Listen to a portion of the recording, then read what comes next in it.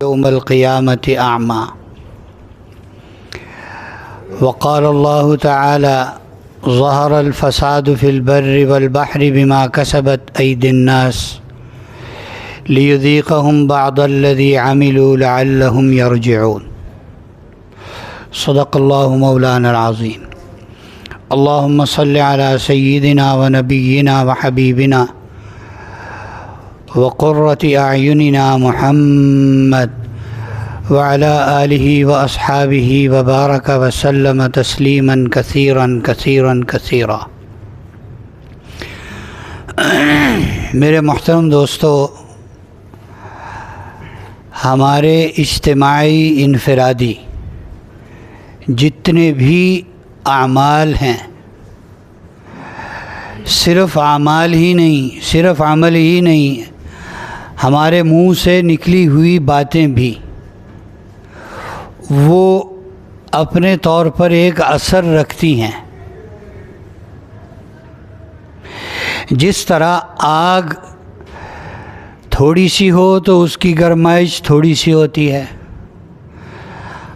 आग बहुत बड़ी हो तो उसकी गर्माइश और उसकी गर्मी भी क्या होती है, बहुत ज़्यादा होती है। अगर बिगाड़ मिन हैसुल फ़र्द हो, उसके भी असरात इतने हैं, बुरे अमल के असरात एक आदमी के भी इतने हैं कि वो संभाले नहीं जा सकते। जब बिगाड़ पूरी कौम में आ जाए, जब बिगाड़ उम्मत के बड़े हिस्से में आ जाए, आपका क्या ख्याल है उसके बुरे असरात को संभालना कोई आसान काम होगा? मूसा अलैहिस्सलाम का किस्सा मशहूर है। एक चुगलखोर था कौम में, जिसकी वजह से बारिश बंद हो गई।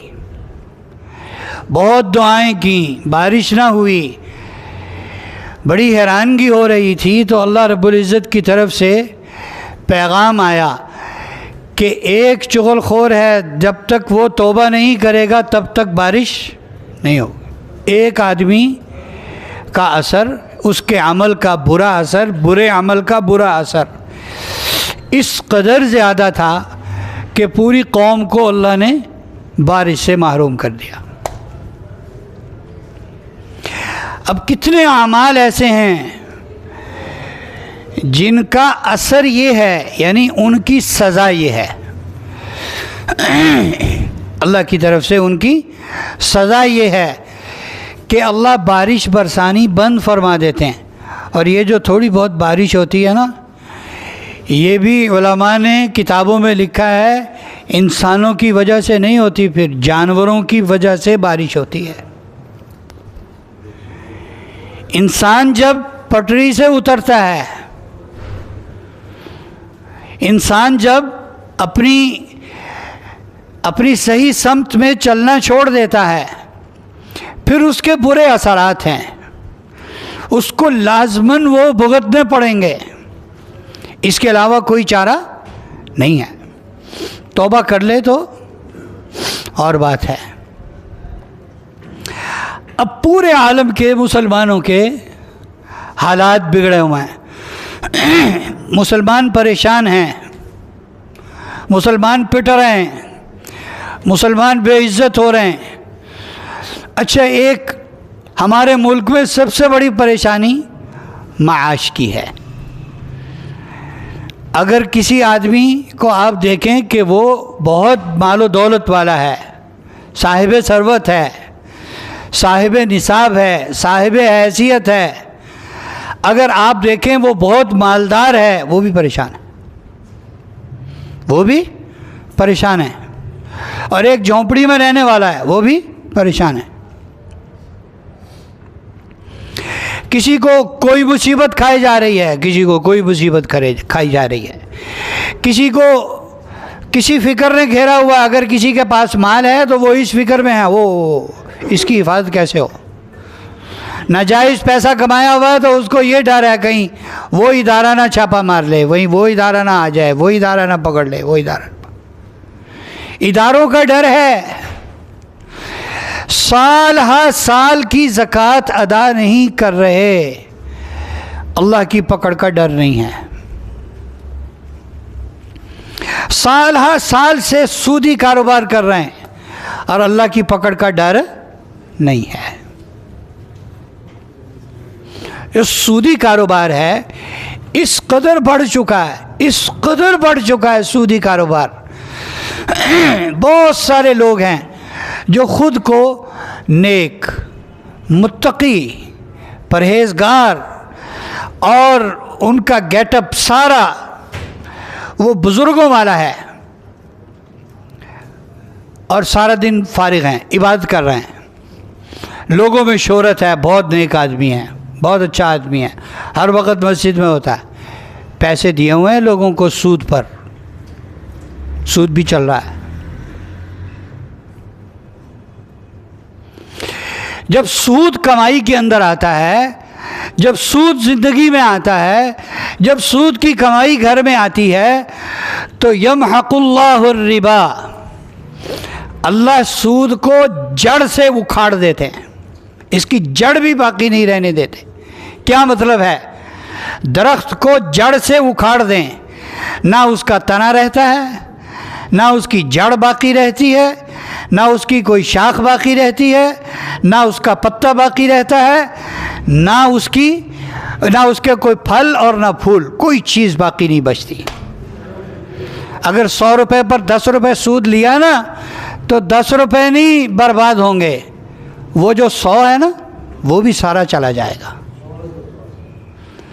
इतना ज़्यादा नुकसान है सूद का, लेकिन बिल्कुल इत्मीनान से सूदी काम कर रहा है, उस पर तावीलें तलाश कर रहे हैं।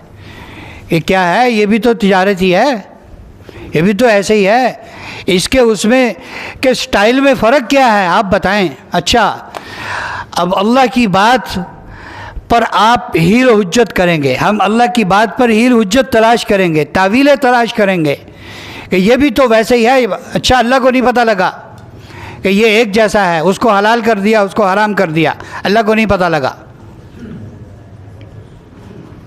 नाउज़ु बिल्लाहि मिन ज़ालिक। मेरे मोहतरम दोस्तों, बुरे अमाल एक तरफ हैं,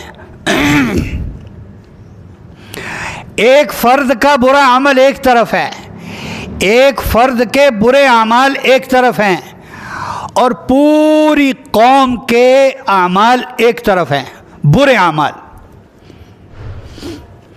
मैं आपको हज़रत उमर रज़ियल्लाहु ताला अन्हु के ज़माने का एक किस्सा सुनाऊँ। हज़रत उमर रज़ियल्लाहु ताला अन्हु का ज़माना खिलाफत है, कहत आ गया मदीना मुनव्वरा में, बारिश होनी बंद हो गई। हज़रत उमर रज़ियल्लाहु ताला अन्हु ने दाएं बाएं इलाक़ों के सारे गवर्नरों को पैगाम भेजा, यमन में, मिस्र में और जनाब जहाँ जहाँ मुसलमानों की सल्तनत कायम थी वहाँ वहाँ पैगाम भेजा, भाई मदीने की फ़िक्र करो, मदीने के लोगों की फ़िक्र करो। खूब गल्ला आया, खूब गल्ला आया, यानी भर दिया मदीने को गल्ले से। इसके बावजूद कहत साली दूर ना हुई, जितना गल्ला आता था उसका पता भी नहीं लगता था, वो निपट जाता था। तो बड़ा परेशान थे। एक सहाबी थे देहात के रहने वाले, बिलाल बिन हारिस मुज़नी रज़ियल्लाहु ताला अन्हु, उनको ख्वाब में जनाब नबी करीम सल्लल्लाहु अलैहि वसल्लम की ज़ियारत नसीब हुई। आपने इरशाद फरमाया, मैं तो उमर को बहुत समझदार ख्याल करता था। ये बात इरशाद फरमाई। वो अगले दिन आए हज़रत उमर की खिदमत में और आकर ख्वाब सुनाया। अगले दिन फजर में हज़रत उमर रज़ियल्लाहु ताला अन्हु ने सबको बिठाया, फरमाया कोई घर ना जाए। खड़े हो गए, फरमाया कि मेरे अंदर आपने कोई तब्दीली महसूस की? नबी करीम सल्लल्लाहु अलैहि वसल्लम दुनिया से पर्दा कर गए। आप हजरात ने, मैं आप में रहता हूँ, आपने मुझ में कोई तब्दीली तो नहीं महसूस की? कहा जी नहीं, कोई ऐसी बात नहीं है, कोई काबिल एतराज़ बात नहीं है। फिर उस सहाबी को कहा कि खड़े होकर ख्वाब सुनाओ। उन्होंने सुनाया तो हज़रत उमर की तो उस वक़्त चीखें निकल गईं, परेशान भी हुए, खौफज़दा भी हुए। फरमाया ये क्या बात है, तुम कह रहे हो हमने कोई तब्दीली महसूस नहीं की, इसका ख्वाब देखो। मैं तुम्हारी बात मानूं कि अपने नबी का पैगाम मानूं, क्या करूं मैं? फिर किसी ने कहा सहाबा में से कि अमीरुल मोमिनीन, कहत आने की सूरत में, कहत आते वक़्त जब कहत आया तो आपने हर तरफ तवज्जो की, अल्लाह की ज़ात आली की तरफ तवज्जो नहीं हुई।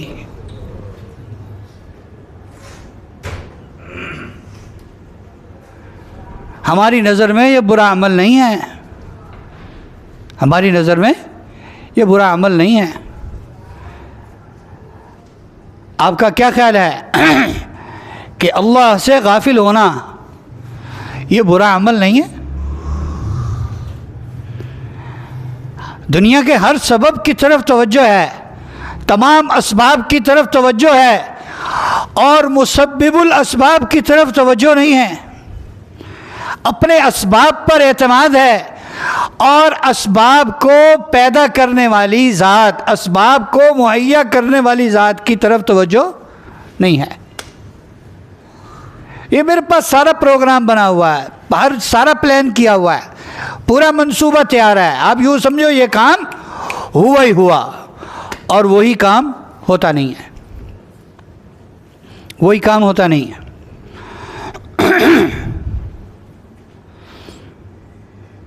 और फिर सारे मदीने के लोगों को साथ ले जाकर हैं इधर इस्तिग़फ़ार भी किया, और फिर सलातुल इस्तिस्क़ा पढ़ी, बारिश के लिए दुआ की अल्लाह से। फिर बारिश हुई और कहत दूर हुआ। मेरे मोहतरम दोस्तों, अपने अमाल की इस्लाह की तरफ तवज्जो देना, अपने अमाल को ठीक करना। झूठ से मना किया गया। झूठ कितनी बड़ी मुसीबत है।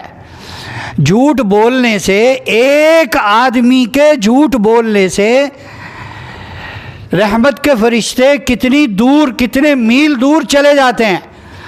जब पूरा बाजार झूठ बोल रहा है, और सिर्फ झूठ नहीं बोल रहा,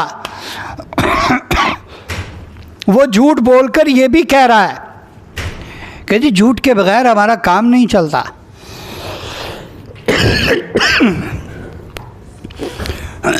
झूठ बोलकर हमारा, झूठ बोले बगैर हमारा काम नहीं चलता। ये तो अल्लाह के हुक्म को चैलेंज हो गया।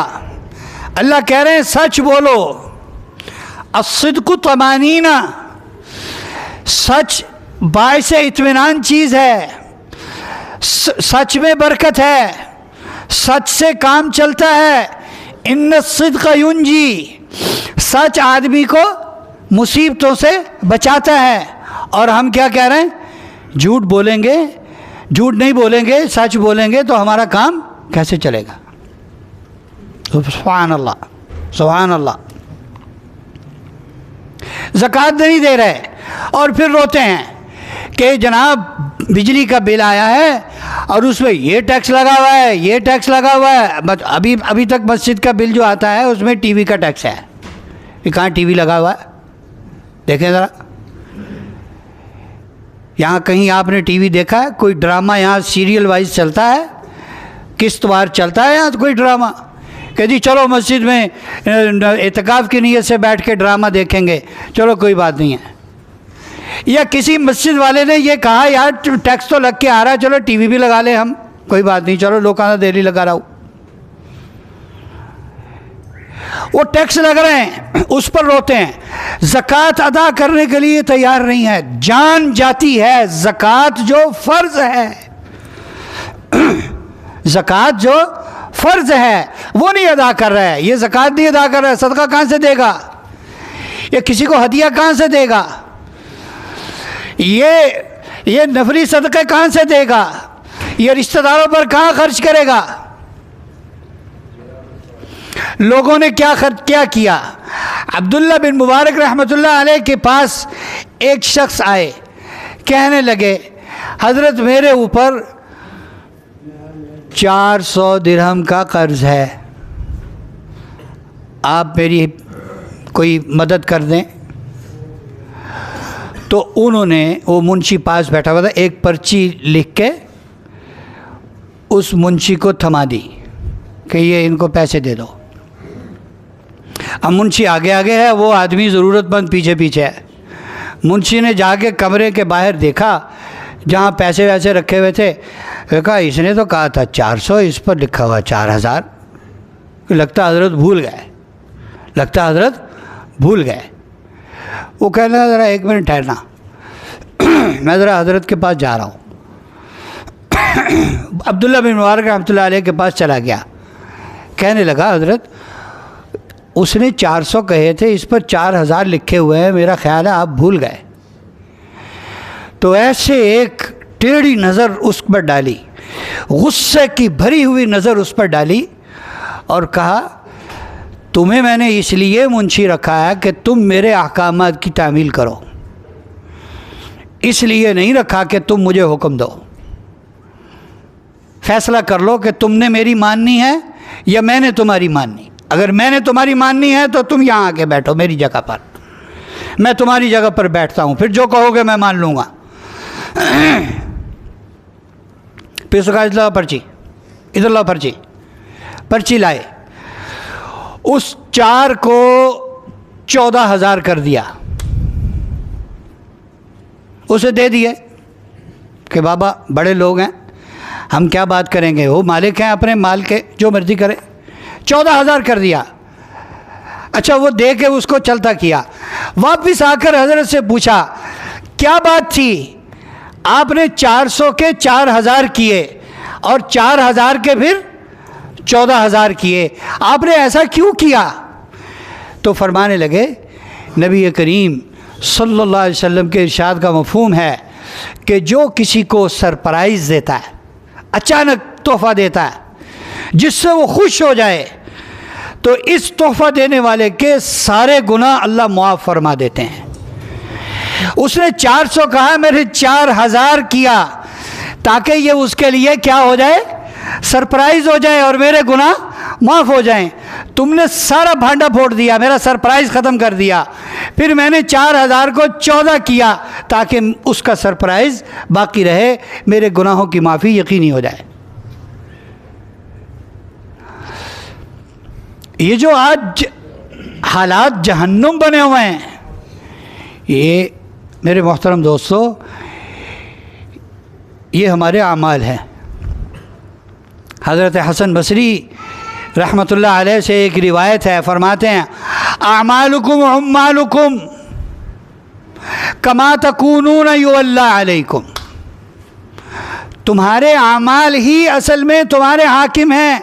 जैसे तुम होगे, जैसे तुम्हारे आमाल होंगे, वैसे तुम्हारे ऊपर हुक्मरान होंगे। बात यह है, हमारा दायरा कार, हमारा खेलने का ग्राउंड छोटा है और उनके खेलने का ग्राउंड बहुत बड़ा है। उनके खेलने का ग्राउंड बहुत बड़ा है। जैसे आपने सुना ही होगा, लाहौर जिम खाने का किराया कितना है? क्यों जी, 411 रुपये। वो कितनी बड़ी जगह है। आप में से किसी को 2.5 मरले का मकान 1,000 रुपये के अंदर अंदर मिला है कभी किराए के अंदर? क्यों जी, ऊपर का पोर्शन ही मिल गया हो? नहीं है। हमारे खेलने का मैदान, हम अगर करप्शन करेंगे, हम अगर गड़बड़ करेंगे तो हमारी ग्राउंड क्या है, छोटी है। इसलिए हम हमने उसी में रहना है। हम ज़्यादा कर नहीं सकते। अगर हमें मौका मिले तो हम भी 80 में फटे चौक देंगे सारे। मेरे मोहतरम दोस्तों, आमाल ही हमारे हुक्मरान हैं। हम जैसे आमाल कर रहे हैं, हम उनके असरात का शिकार हैं। उन अमाल के असरात का शिकार हैं। पेट्रोल महंगा हुआ, हर चीज़ के रेट बढ़ गए। क्यों जी? ऐसे ही है। जब पेट्रोल सस्ता होता है तो किसी चीज़ की कीमत नीचे आती, किराए नीचे आते हैं, चले गए तो चले गए। गंदम महंगी हो गई, हर चीज़ का रेट बढ़ गया। अब गंदम सस्ती हो गई, किसी चीज़ का रेट नीचे आया गंदम से रिलेटेड? नहीं आया। ये वो जुल्म है जो हर गरीब और फ़कीर आदमी भी, मज़दूर आदमी भी कर रहा है। हर छोटे से छोटा आदमी ये गड़बड़ कर रहा है। तो हम हालात से कैसे निकलेंगे? ये जकड़ने, ये बेड़ियाँ और ये जाल हमारा अपना बुना हुआ है और हमने इसको खुद अपने ऊपर ओढ़ा हुआ है। अगर हम ठीक हो जाएं, यकीन करें, आज सिद्क़ दिल से तौबा करें, आज सिद्क़ दिल से तौबा करें। मैं हैरान हो गया, अभी हम सफ़र में गए थे तो सिंध में हमें पुलिस वालों ने रोका, कागज़ दिखाओ, हर चीज़ पूरी है, हर चीज़ पूरी है। फिर कहता है आपकी नंबर प्लेट जो है ना वो इस्लामाबाद की, वो असली नहीं है। तो हमने उसे कहा ये 2019 मॉडल है और वो 2019 की जो है ना वो नंबर प्लेटें नहीं आई। अच्छा, फिर कहने लगा कि साईं तुमको पता है हम धूप में खड़ा है, हमारी कोई खिदमत तो करो, ऐसे थोड़ी जाने देंगे, हमारी कोई खिदमत तो करो, ऐसे थोड़ी जाने देंगे। हर चीज़ पूरी है। और यहाँ वाले कहते हैं एक कागज़ नहीं है। भाई वो कौन सा कागज़ नहीं है? वो ऐसे से कहता है वो जिस पर बाबे की फ़ोटो होती है, जना साहब की फ़ोटो होती है जिस पर, वो कागज़ नहीं है। वो दो पहले छोटा नोट देंगे तो वो और ज़्यादा नाराज़ होगा। फ़कीर समझा मुझे? हदीस पाक में वाज़े तौर पर है, नबी करीम सल्लल्लाहु अलैहि वसल्लम इरशाद फरमाया, अर्राशी वल मुर्तशी किलाहुमा फिन्नार। रिश्वत देने वाला लेने वाला दोनों जहन्नम में जाएंगे।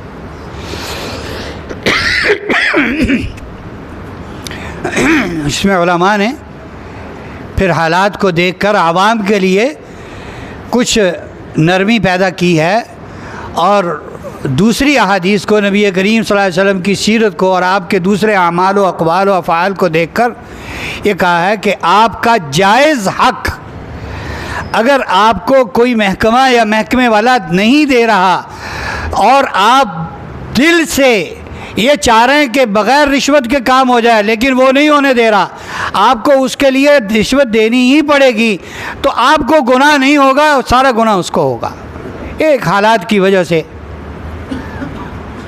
लेकिन अगर वो चल सकता है काम कि भाई इस काम के बग़ैर मेरा गुजारा हो सकता है, तो फिर ये ठीक नहीं है। फिर देने वाला भी गुनाहगार होगा, लेने वाला भी गुनाहगार। अब ये चीज़ इतनी आम हो गई, इसको तोहफ़ा कहते हैं, नाउज़ु बिल्लाहि मिन ज़ालिक इसे हदिया कहते हैं, इसे खिदमत कहते हैं, इसके नाम बदल लिए।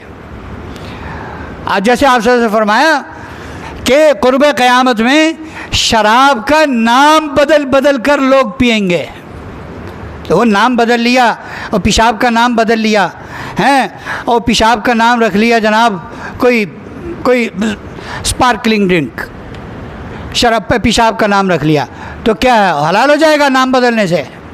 कुत्ते को बकरा कह दें तो क्या हलाल हो जाएगा? वो हराम ही रहेगा। इसलिए इधर उधर ज़ोर लगाने के बजाय हम अपने अमाल की इस्लाह की तरफ तवज्जो दें, हमारे अमाल ठीक हों, उनकी इस्लाह हो, उनकी बरकत से, एक आदमी की तौबा की बरकत से। अगर एक आदमी के गुनाह से पूरी कौम मुतासर हो सकती है, तो मेरे मोहतरम दोस्तों, एक आदमी के तौबा करने से पूरी उम्मत पर अल्लाह रहमत भी बरसाते हैं। हाँ, तौबा भी करना, इस्तिग़फ़ार भी करना और अल्लाह से गुनाहों की माफ़ी भी मांगना, अपने अमाल की इस्लाह भी करना। तौबा कहते ही इसे हैं, जो किया है उससे तौबा और आइंदा न करने का अज़म और उस पर नदामत, और आइंदा ये हो कि इंशाअल्लाह अब नेक अमल करूँगा। अल्लाह रब्बुल इज़्ज़त हमें कहे सुने पर अमल की तौफीक नसीब फरमाए।